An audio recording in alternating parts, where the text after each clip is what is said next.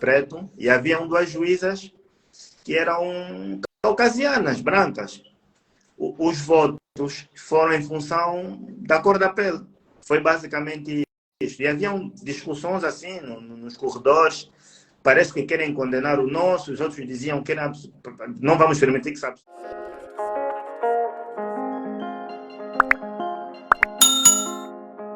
volta. Envolvente. Às vezes, por exemplo, exatamente. Às vezes, por exemplo, tu estás numa zona que não tem muita luz. E é mais provável, porque esse é o exemplo, se calhar, mais fácil assim de se perceber. É mais provável que aconteça um crime naquela zona que tem pouca luz do que numa zona que tem mais luz. Mas isso depois, pronto, isso é o superficial, mas depois há outras coisas que depois comecei a questionar e também a entender que já foi muito mais um estudo assim meu, fora da academia formal. Mas a criminologia é isso, é depois tu entenderes o perfil criminal de alguém. Eu fiz depois também uma formação mais tarde só mesmo sobre perfil criminal, tu entenderes como é que alguém se comporta, alguém que talvez tenha cometido um crime, como é que ele se comporta, como é que ele não se comporta.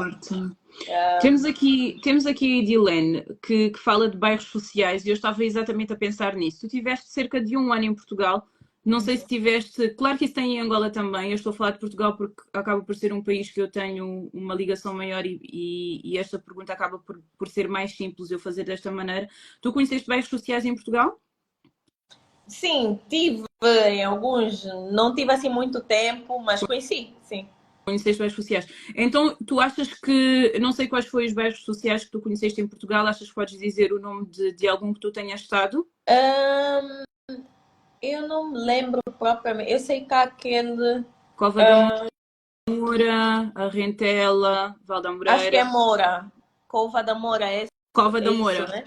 na linha Sim. de Sintra. Sim, Ok. linha de Sintra. É isto. Então tu dirias que a Cova da Moura, que é um bairro social, acaba por ser um bairro mais suscetível ao crime, por causa destas pequenas coisas que tu tiveste a falar, por exemplo, a luz, ou o facto de os caminhos serem mais apertados. Pois, isto não é algo aleatório de todo. Muita gente pode achar que é aleatório, uma coisa que não, é por causa do financiamento, não é. Há estudos mesmo, isso é comprovado. Se nós observarmos, por exemplo, a semelhança entre, vamos dizer, os edifícios que existem nestas zonas e, por exemplo, as estruturas em complexos prisionais, a forma, os caminhos assim estreitos, a iluminação e tudo mais, é tudo projetado especificamente mesmo para determinada coisa. Então, é só uma questão de tempo e às vezes de mexer só um cordelinho aqui, outro ali, vais apertar um bocadinho mais o acesso vamos dizer, a educação ou o acesso à alimentação equilibrada. É só apertar um bocadinho mais aqui ou ali Que e acaba muito por mais facilmente as vai pessoas acontecer. vão se sentir, sim, vão enverdar por este caminho.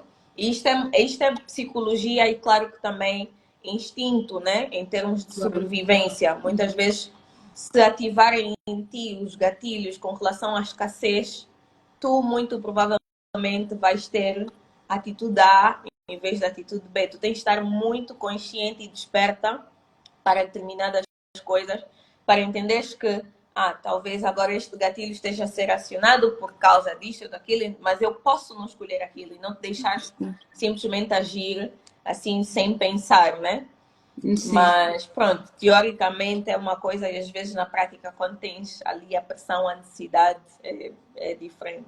E o que acontece muito em Portugal é que a maior parte destes bairros são maioritariamente africanos, pessoas com poucas posses, e claro que é o que tu dizes, né? Apertando um bocadinho aqui e um bocadinho ali, estas coisas acabam por acontecer muito mais facilmente.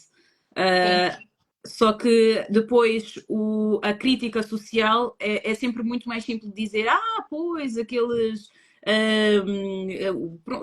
Enfim, aqueles pretos Uhum. e não, as pessoas não pensam o porquê que aquilo está a acontecer. Só quem está Pois. realmente no bairro é que sabe o porquê que certas coisas acontecem, porque sentem na pele e sabem exatamente estes pequenos apertos, não é? O não ter a tal, não ter a comida, não é? Um bem essencial, não ter tanto, não ter fácil acesso a certas coisas que deveriam ser de fácil acesso, principalmente para Para crianças, todo mundo, acaba, sim. acaba por acontecer. E é Um, como também, eu ia sim, só também, como eu li agora aqui, a pergunta também do Dr. Anatoly também fez-me pensar nas estatísticas, embora estatísticas possam ser questionadas e muitas estatísticas são muito mal feitas e também têm parcialidade para se fazer parecer algo que não é, mas vamos só olhar sem ainda entrar por aí de análise de estatísticas, mas vamos olhar para mais crimes são cometidos por pessoas X.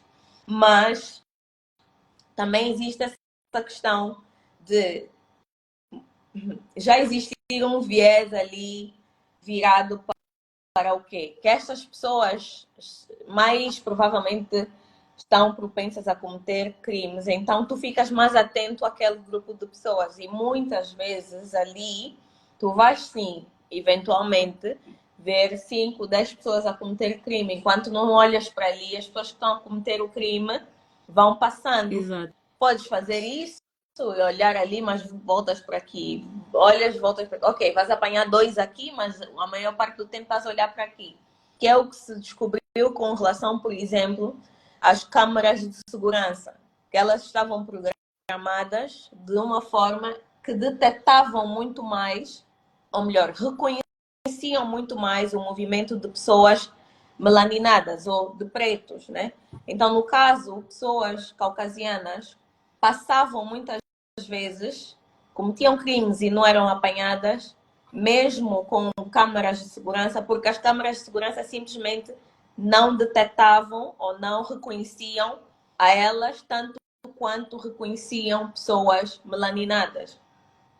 Isto é Eu uma coisa que foi vou lançar só descoberta. aqui um desafio aqui no chat, porque é algo que eu estou a aprender aqui contigo. Gostava que, para quem está atento à conversa, quantos de vocês sabiam sobre esta questão das câmaras? Porque para mim é realmente novo, interessante saber. E então, participem aqui do chat, digam o que é que vocês estão a achar da conversa. Se tiverem perguntas, deixem as vossas perguntas. Se quiserem entrar em direto e fazer uma pergunta à Meire, estão à vontade. Mas digam, vocês sabiam sobre esta questão das câmaras? Porque realmente isto é super novo para mim, eu não tinha a mínima noção. Eu Isso não tinha a mínima noção. nós tínhamos, por exemplo, numa das cadeiras de criminologia, nós tínhamos eram vários, mas nós tínhamos uma professora em específico que ela, por exemplo, trazia notícias, né? Uhum. Manchetes assim de jornal e mandava-nos analisar, mas analisar no sentido de ver o que é que lá estava de errado, no sentido de que eles estavam a fazer-nos uma espécie de lavagem cerebral para nós Uhum. acreditarmos em determinada coisa. Então nós tínhamos que encontrar e ver ali que havia às vezes estatísticas que estavam muito parciais ou tinham sido feitas de forma questionável. Às vezes usarem termos que já te colocam na cabeça que um grupo é que cometeu determinado crime. Eles não tinham Sim. certeza, mas haviam palavras que tu própria, ao ler, tu vais ver que ali não Já, está escrito nada, não está escrito preto, não está escrito sim, africano, não está escrito. Mas há outras palavras-chave que logo te levavam a pensar, tu inconscientemente já pensavas, já criavas o perfil daquele criminoso, daquele grupo na tua cabeça. exato. Então é assim que eles vão criando muitas vezes já parcialidades, né, na cabeça das pessoas. E agora imagina pessoas que estão na justiça, né, na medicina, nos hospitais e tudo mais. Eu também há tempos, e já disse isso várias vezes aqui mesmo na minha página, que um dos sítios mais fáceis, por exemplo, de se esconder essa parcialidade mesmo com relação à raça, né, a grupos que nós chamamos raciais, são os hospitais. É muito fácil tu esconderes que, por exemplo, determinada coisa aconteceu, negligência médica aconteceu porque é uma pessoa melaninada ou preta, né? Tu vais muito facilmente dizer, não, aquilo aconteceu porque é uma condição qualquer que ele tinha ou porque acontece nos hospitais, isso acontece. Mas há também números gritantes com relação às pessoas melaninadas que diz que passam por muitas mais experiências de negligência, simplesmente porque as pessoas já olham, basta tu seres melaninadas, já olham para ti, já fazem uma ideia de alguma coisa. Já têm uma ideia pré-concebida, mesmo que seja inconsciente.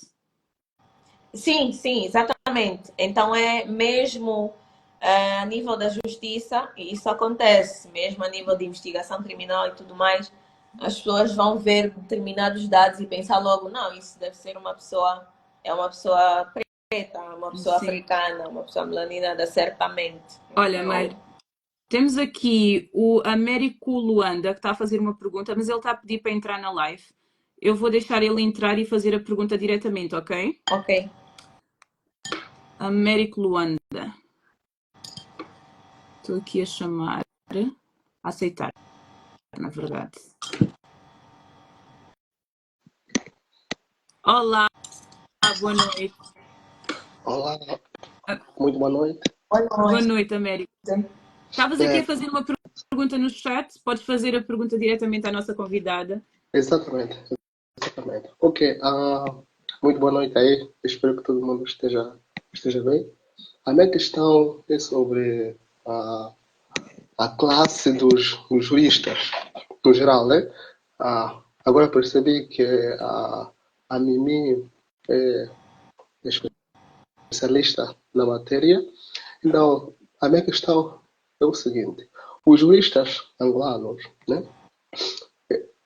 Na minha percepção, é a classe, né, dos intelectuais em Angola que são muito apreciados, né?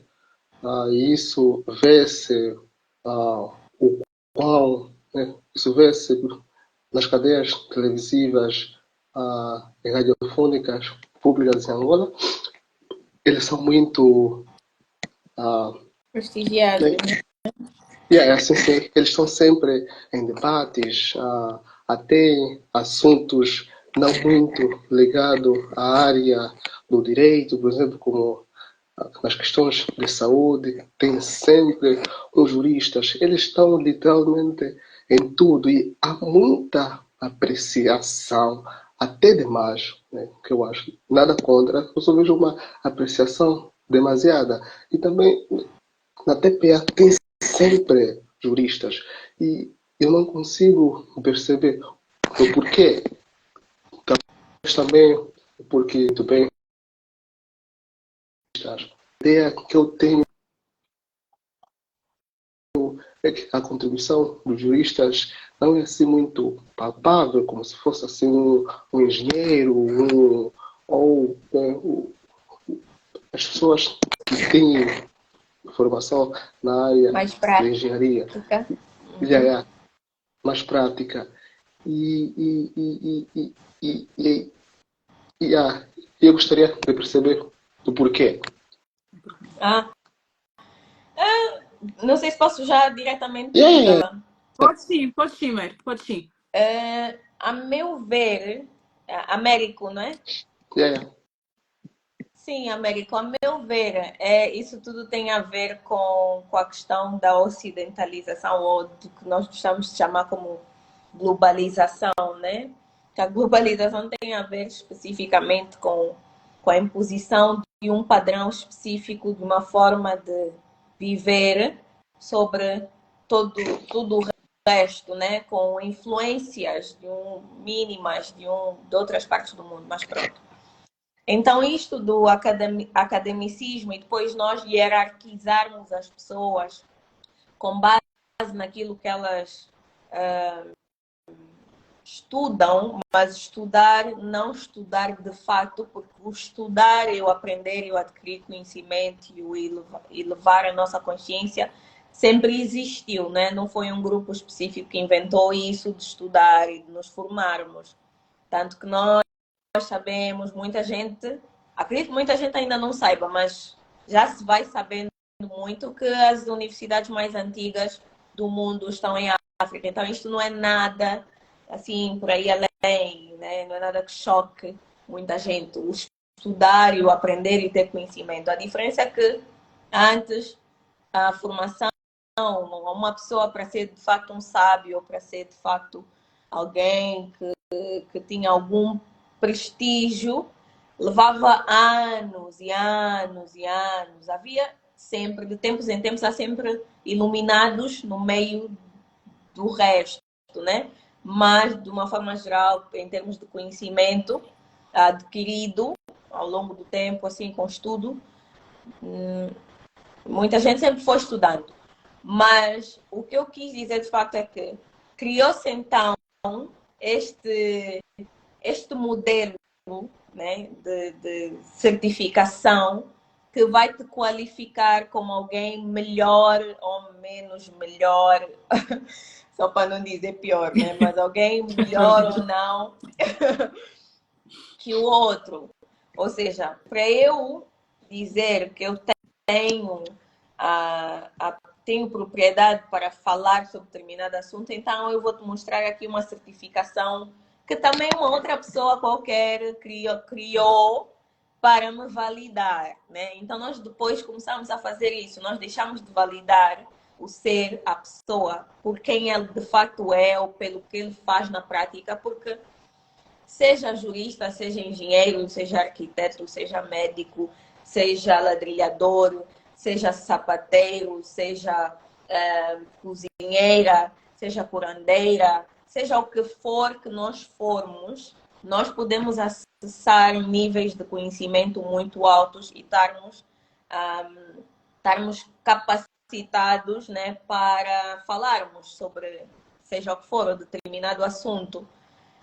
Mas como nós precisamos, dado o contexto social, dado o sistema social em que nós estamos inseridos, em que nós vivemos, precisamos de ter, então, essas certificações para depois termos o poder de dizer este vale, este não vale. Não vale. Eu posso colocar este acima deste, este não, este...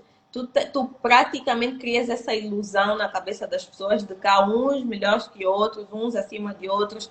E para isso tudo, então, tu precisas de dar mais prestígio a uns e não a outros e tal. Embora na base existe conhecimento real, existe sabedoria real.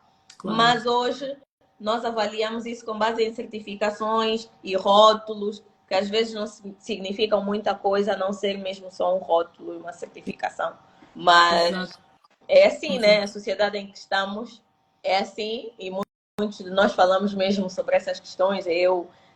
O Isidro, por exemplo, Mano Isidro, que eu também já aprendi muito com ele, e várias outras pessoas, cá em Angola, por exemplo, nós falamos mesmo sobre esses contextos sociais, essas padronizações que desequilibram muito aquilo que é a essência mesmo da pessoa.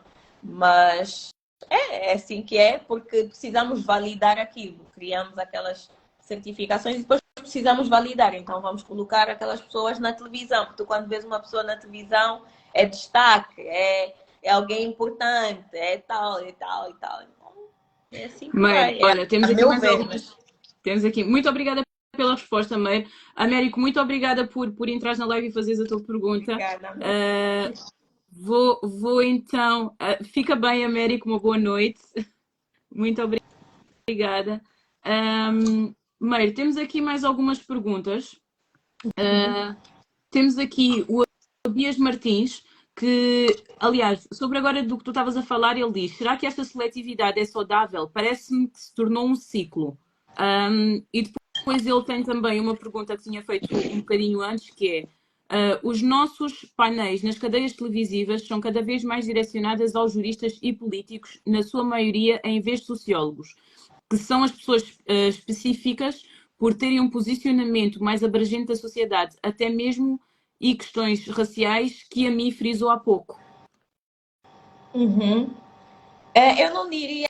A minha questão é não usar assim, de facto, os rótulos de jurista, sociólogo e tal e tal. Nós podemos sim, né, mencionar, mas não usar exclusivamente para validar determinada pessoa como conhecedora de facto ou alguém que vale a pena ouvir. Porque há pessoas que não têm 1.500 certificações ou não têm alguma, mas são pessoas autodidatas, são pessoas que se dedicaram anos e anos e anos ao estudo de determinada matéria ou determinadas matérias e são um poço de conhecimento. Mas nós não valorizamos aquelas pessoas ou determinadas pessoas que não tenham certificações. Que não tem, exato. Então Exatamente. nós achamos, e aí está o jogo, né, social. Por isso é que nós aqui, isso é como se fosse uma simulação, mas não vou trazer ainda muito a Mimi. É isso aqui, é um jogo. Eu estou com medo de mesmo. nós até nem chegarmos a Mimi, porque lembras que eu te disse que 1 hora iria ser pouco. E já passou 1 hora, exatamente. praticamente, ou quase. Já passou 2 minutos. Eu já sabia que isto ia acontecer. A minha experiência já. E do pouco que eu tinha falado contigo, eu já sabia que isto ia acontecer. Eu não sei realmente se tu vais ter muito mais tempo para estarmos aqui à conversa, mas de qualquer forma, ainda temos aqui muito para conversar, mas também de qualquer forma, vamos conversar mais um bocadinho. E pronto, e se calhar nós vamos ter que fazer uma segunda live com certeza. Provavelmente, porque o tempo já está assim meio apertado. E eu vou também agora tentar manter as respostas o mais objetivas e curtas possível. Sim. Para conseguirmos falar sobre o máximo, né? Até mais ou menos daqui a 5, 10 minutos. Sim. Então, eu queria te perguntar, tu enquanto advogada, aqui eu acho que se calhar já vou buscar um bocadinho da Mimi, mas eu queria te perguntar, tu enquanto advogada preta, eu sei que tu estás em África e eu estou a utilizar o termo preta porque em conversa nós já tínhamos conversado sobre isto, eu pessoalmente gosto mais do termo preta em vez de negra e percebi que tu também preferes este termo. Eu não sei se tu queres explicar um bocadinho o porquê que tu preferes o termo preta ou em vez de negra, para depois então depois eu faço-te a pergunta que eu termino a pergunta que eu queria fazer, mas só eu vou começar assim, por responder essa pergunta da seguinte forma, fazendo uma conexão com o último assunto, né, que tivemos aqui a tocar sobre a hierarquização com base nas certificações. Sim. Isto tudo funciona porque determinada pessoa um dia ou um grupo de pessoas pensou em alguma coisa e disse, agora vamos dar esse significado ou essa conotação e vamos fazer eles acreditarem que aquilo é verdade para eles poderem agir de acordo com aquilo que nós estamos a definir. Sim. E há essa diferença. Há diferença entre uma coisa que é eu criar algo, ou melhor, existir alguma coisa e eu criar uma conotação, né? Uma conotação e dar um significado popular. O significado real na base, historicamente original, não é aquele. Mas eu vou dando uma conotação porque eu falo com desdém, porque eu associo a outras palavras que são pejorativas, e então tu começas a entender que aquilo é algo negativo. É como negro e preto. Preto, na verdade, é o que eu digo. Eu muitas vezes, sim, a Milena está aqui a dizer que eu uso melaninado, eu uso muito mais melaninado, mas entre preto... Ai, o meu brinco aqui soltou-se. Entre preto e negro, eu uso preto. Porque negro, etimologicamente, vem de necro, que significa algo morto, de facto, algo sem vida, algo que é obscuro. Não é a conotação dada, é mesmo originalmente, etimologicamente falando, é o significado da palavra. É como eu falar garfo, que é ser o significado do garfo, e depois começar a chamar pessoas, garfo. De garfo, Exato. exato. E Não outra faz coisa é o sentido. preto, que não tem etimologicamente um significado pejorativo. E as pessoas, por exemplo, as pessoas melaninadas, ao longo dos tempos, foram tendo.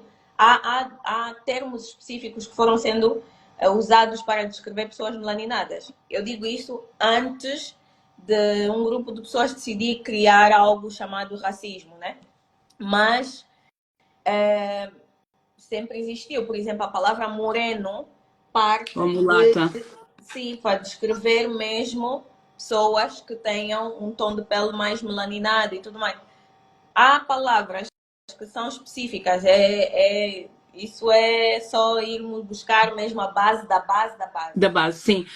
Deixa-me só, tem aqui o Abias Martins que diz: o Bob já falou várias vezes sobre esta questão, preto vezes negro, na perspectiva ocidental. Parabéns, Mimi.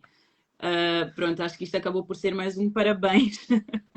E realmente a Mimi, enfim, isto 1 hora é pouco. E já estamos todos a Realmente sentir é o mesmo mesmo. pouco. É. Mas a pergunta que eu te queria fazer, Mimi, quando eu toco nesta questão aqui do preto, da preta ou negra, neste caso, tu, enquanto jurista, advogada preta, tu sentes, eu sei que tu estás em África, estás em Angola, mas tu já sentiste algum tipo de diferença por causa do teu tom de pele? Sim, aqui em Angola, isso para mim é tão engraçado. Engraçado no sentido de quando eu vejo pessoas totalmente em negação, não, cara. A questão é que à volta do mundo nós vamos encontrando manifestares diferentes deste mesmo fenómeno, que é de hierarquização das pessoas com base no tom de pele, né? O manifestar é diferente, porque as pessoas há sutis diferenças pequeninas, mas cá em Angola também as pessoas são hierarquizadas com base no tom da pele. Por exemplo, uma pessoa que talvez tenha, mesmo se calhar eu e tu, eu posso, por exemplo, entrar por um lugar e como é que eu posso te exemplificar? Não vai ser como, por exemplo, num país que há muitos caucasianos que, por exemplo, podem proibir a nossa entrada, né? Sim. Ou arranjar, né? Não, já não vai ser proibir logo assim, talvez, hoje, mas arranjarem pretextos para que nós não entremos ou não acessemos determinada coisa. Mas é o tratamento, assim, a simpatia é Diferente. A forma diferente. de Assim, olhar. o olhar na escola, por exemplo, ao crescer na escola, tu vês, mesmo as crianças, observas, vês uma criança que seja birracial, por exemplo, que eu digo birracial, que é o que vulgarmente aqui chamam mulato, né? Mulato ou mestiço. Uhum. Tu olhas para uma criança, por exemplo, birracial ou descendente de birracial e uma criança que seja puramente, pelo menos em tom de pele, textura de cabelo, características entendidas como fenotípicas, né? Associadas ao africano e tal, tu vês a diferença do tratamento. Aquela criança que é mais lida como birracial vai, oh, tão bonita, tão fofa, tão fofinha, né? O bebê, já desde o bebê. E hoje em sente outro dia também tratamento. estuda-se, pois já se estuda como é que também os bebês, por exemplo, já sentem este acolhimento ou rejeição. Exato. E isto deixa carimbos neles, naquilo que é também a personalidade ou a autoconfiança que eles vão desenvolvendo ao longo da vida.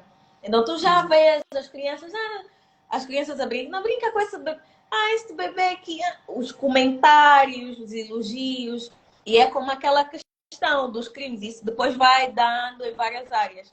Tu olhas já para uma criança, isso nós só estamos a falar anos antes dele se tornar adulto. Imagina uma criança, um rapaz, menino, com características fenotípicas entendidas como muito africanas, que nós já entendemos isso como algo negativo, né? Na conotação que nós estamos habituados a ver. Ele tem o nariz largo, por exemplo, lábios grossos, um tom de pele mais carregado, um cabelo, uma textura mais fechada e tudo mais. Já é, esse menino, teu amigo é esse. Este aqui é o teu amigo. Se o menino falar, então, com um sotaque muito próximo daquilo que é o sotaque das línguas cá nacionais, acabou. Pois. Esse miúdo já é lido como muito próximo, se calhar, de um delinquente. Esse miúdo provavelmente daqui a pouco vai ter comportamentos desviantes. Já é visto assim. Já é muito. Começa logo a ser excluído daquilo que é o grupo preferencial, o grupo protegido. Ele acaba por ser posto logo de lado. Sim. E depois. E é algo muito sutil, assim, sutil em termos de. Pode passar, sem ninguém dizer nada e tudo mais. Isto é cá em Angola. Nós crescemos com isso normalmente. E as pessoas a elogiarem-te por características que são lidas como europeias ou mais próximas das europeias, enfim. Então eu sinto, sim, já senti várias vezes, só que é a forma como eu hoje olho para isso, né? Que me faz eu posicionar, ou que me ajuda a posicionar de uma forma que não afeta propriamente a minha autoestima. E o teu trabalho? E o meu trabalho também. É assim, eu já tive numa situação em que havia uma outra profissional, ela era, eu penso que era magistrada, assim, e havia o juiz. E eu senti logo, e a magistrada tinha as características muito aproximadas àquelas que são lidas, né, como caucasiana e tal. Ela tinha o cabelo assim mais liso, o nariz mais fino, os lábios e tudo mais. Entendido como nós sabemos, né? Então, eu li naquele contexto uma espécie vindo dela, uma espécie de altivez em termos dela ditar coisas que ela não tinha que ditar. Ela tem que expressar aquilo que tem que expressar, mas não deve ditar coisa nenhuma. Por exemplo, eu como advogada estou a questionar determinado posicionamento, estou a questionar determinadas questões que ela não devia fazer, por exemplo, né, porque estou em defesa de um constituinte. E ela impor e falar e querer, em vez de esperar o parecer do juiz, não, querer impor ao juiz aquilo que ele tinha que decidir. E confiante, em termos de... Aqui não é uma questão de o que eu ia dizendo e tudo mais. Postura comum. É uma postura comum que tu vês, porque muita gente, mesmo com estas características, em determinados contextos, está habituada a ser privilegiada, a ser ouvida, ser... Em relação ao outro biotipo, um biotipo. Sim, acontece muito, acontece. Isso não é uma coisa... Há pessoas que pensam, e isso também é uma tática de pessoas racistas, para invalidar aquilo que o outro diz. Então ele diz que tu estás a falar sobre aquilo, é um problema que existe, é uma questão que existe, mas ele vai te conotar ou vilinizar, tu vais passar a ser vilã por falar sobre o problema que existe. Então, exatamente. É assim que ele silencia. Exato, nós temos vivido, principalmente hoje em dia, nos últimos tempos, temos vivido realmente uma época que acontece bastante isso, que é quando se fala de racismo, mas para que falar? Não, o racismo já quase não existe, para que falar? Não, e não é a realidade, mas é uma forma de... Não falem sobre isso, é quase como um calar a boca. Para que falar sobre isso? Vocês estão a falar porque estão a querer trazer raiva e tudo mais ao de cima. Confusão, quando a realidade... queres fazer confusão. Mas essa é a tática mesmo de silenciamento, né? De uma forma geral. Isso acontece em todos os contextos em que existe abuso, né? E que existe... As pessoas, por exemplo, nós temos que entender assim, que o silêncio é arma ou a ferramenta mais eficaz para se perpetuar o abuso e o crime. Então, quanto mais tu não te pronuncias sobre determinada coisa, mais tempo aquela coisa vai existir. Exato, exato. Olha, Meire, temos aqui, eu vou deixar, temos aqui duas pessoas. Olha, Miguel, desculpa, eu vou deixar só mais uma pessoa entrar na live. Entretanto, se o Miguel quiser deixar aqui uma pergunta, está à vontade, mas eu vou só deixar aqui. Havia uma questão do Dr. Anatoly que eu penso que não cheguei a eu vou deixar, eu vou deixar entrar. Eu vou deixar aqui entrar Anatoly Rebelo. Anatoly Rebelo. Anatoly Rebelo, desculpa, obrigada, Meire. Anatoly Rebelo, que tem aqui uma pergunta e está a fazer o pedido para entrar na live, então eu estou aqui a aceitar. Doutora Miguel, desculpa. Infelizmente, até o modo como o arguido é tratado varia em função da raça. Boa noite. Boa noite, Anatoly Rebelo. Espero que estejam bem. Eu vou ser muito objetivo, né? Porque sei que estamos em cima da hora. Eu queria contar-vos uma experiência de forma muito telegráfica. Na altura em que eu trabalhava junto ao tribunal, eu vivenciei uma experiência que foi das piores. Havia um arguido com um tom de pele mais claro, permitam uma expressão, e o Ministério Público e o juiz eram melinados, né? Conforme diz, usando as expressões da Mimi. Permita-me lhe tratar assim com essa informação. Anatoly, desculpe só interrompê-lo. Você é advogado? Não, sou magistrado. Magistrado, ok. Pode. Obrigada. Pode. Porque eu estou aqui a ver outras pessoas, doutor, eu não estava. Desculpa. Sim. Olha, minha irmã entrou, Jesus. Mas pronto. Sim. Exato. E parece que o processo em si, né, e também já transitou em julgado, não há segredo de justiça, então posso falar abertamente. Só não vou identificar o nome das pessoas para preservar o direito ao nome e à honra. Mas o que é que acontecia naquele processo? Ninguém estava preocupado com os fatos, ninguém estava preocupado com as provas. Estava arguido.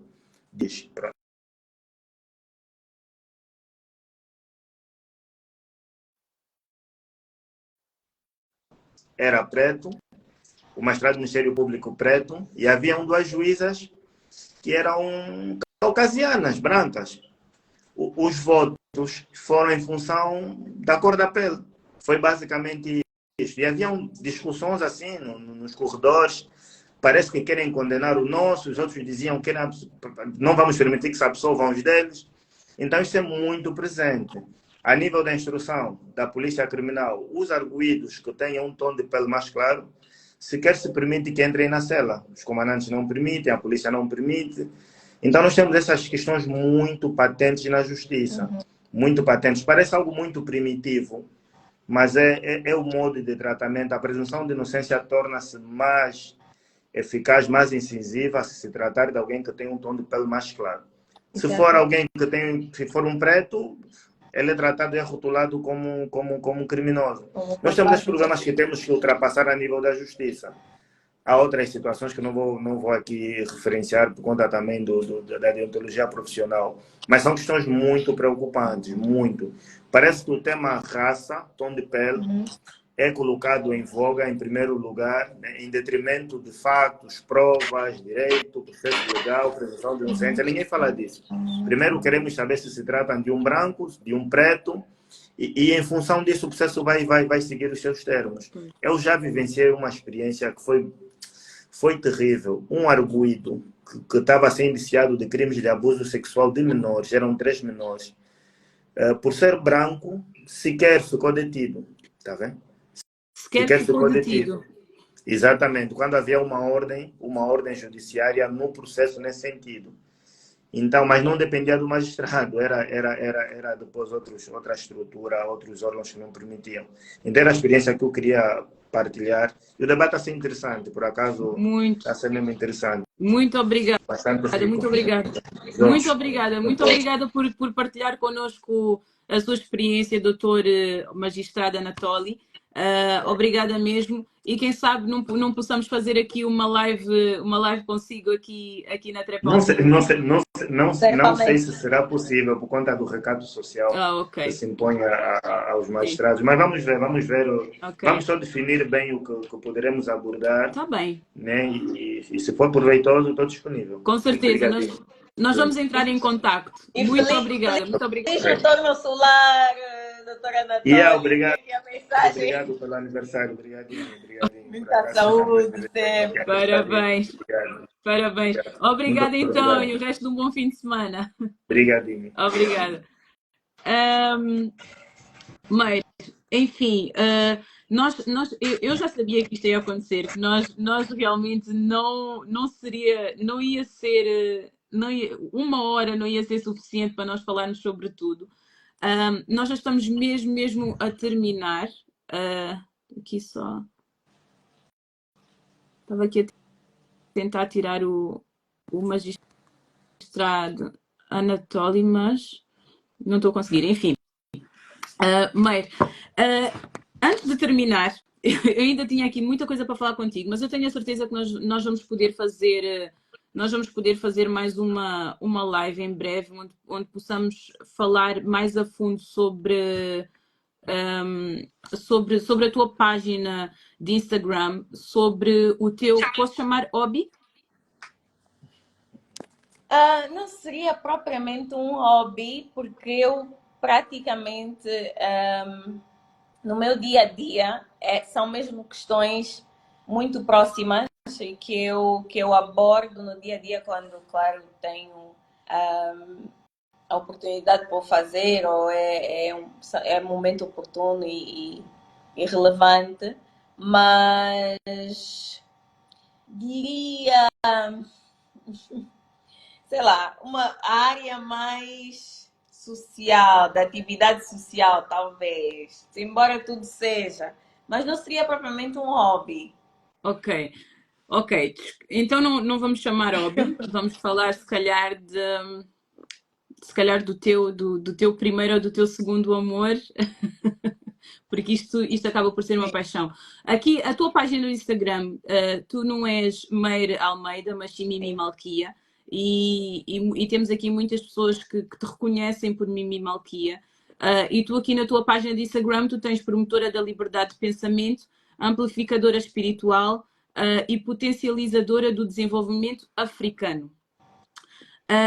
Nós hoje não vamos poder aprofundar muito sobre a tua página, mas o que eu gostaria de deixar, o que eu gostaria de saber era só como é que surgiu então a vontade de criar esta página e de começares a abordar os temas que tu abordas na página. És bastante ativa. Como é que tudo isto começou?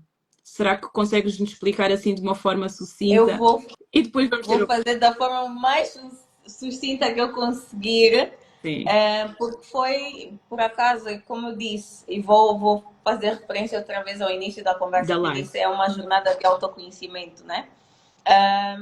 Então, à medida que fui embarcando mais conscientemente nesta jornada, eu fui tentando aprender, fui buscando aprender sobre também de onde partimos nós, enquanto família, grupo, seres, né? Eu fui vendo, questionando e tal. E isto levava-me a escrever. Este exercício de reflexão e pesquisa e tudo mais, levava-me a escrever. Inicialmente também a escrever textos, assim, como se fossem poesias. Okay. Eram pensamentos, basicamente. Eu abri a página.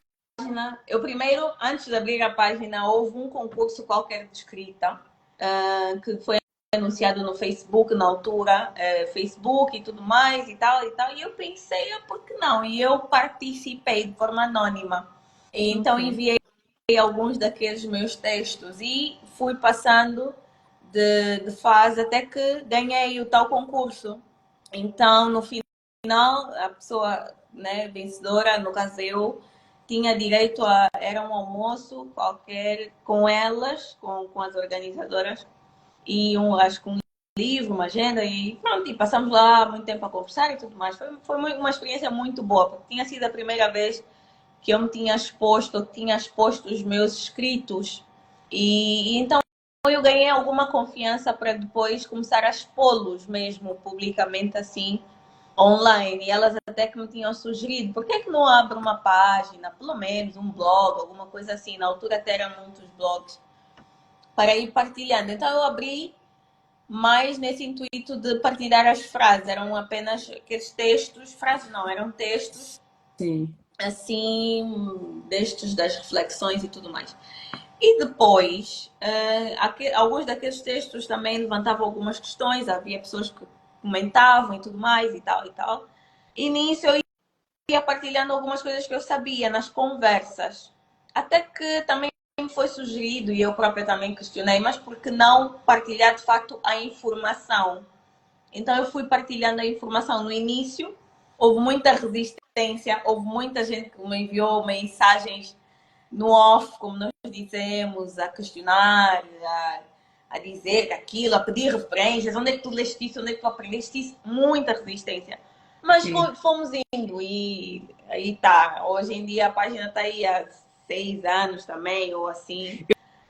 Eu vi alguns posts teus e consigo perceber o porquê da resistência, porque eu mesma li alguns dos teus posts alguns dias atrás, tive que parar e pensar, e depois vir ler outra vez, e hoje a minha perspectiva, a forma como eu encarei alguns dos posts, já havia um diferente entendimento, digamos assim.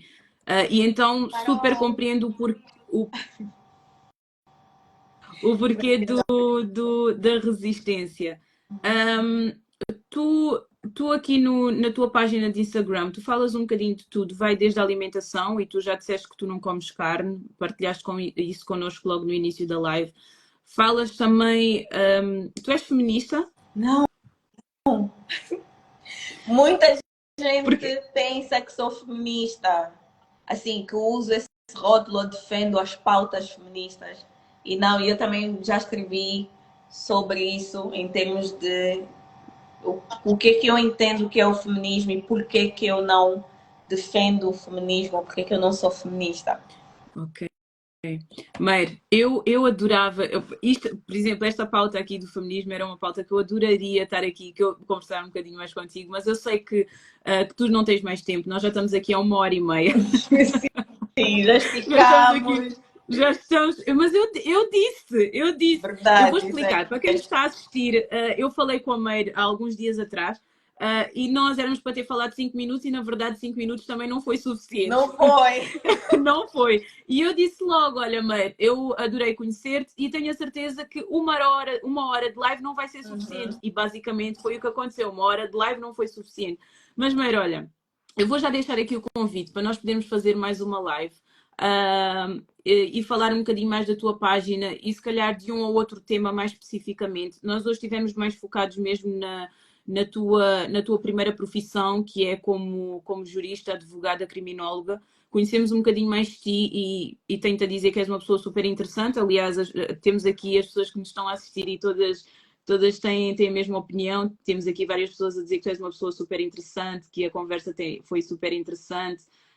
A Mimi escreve com muita profundidade, parabéns pela partilha. A Neide Andrade. Eu estou aqui por causa da Neide.